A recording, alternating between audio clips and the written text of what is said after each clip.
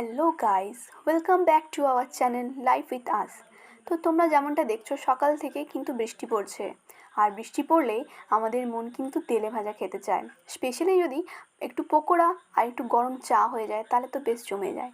তবে আজকে শনিবার, বেশি কিছু করতে পারবো না বা বেশি কিছু খেতেও পারবো না, নিরামিষের দিন। তাই হাতের কাছে কয়েকটা আলু দিয়ে আলু পকোড়া আর চা বানিয়ে ফেললাম। জানলার ধারে বসে বসে আমি কিন্তু চা আর আলু পকোড়া এনজয় করছি। আর তোমরাও কিন্তু ভিডিওটাকে এনজয় করে লাইক, কমেন্ট অ্যান্ড সাবস্ক্রাইব করে দিও।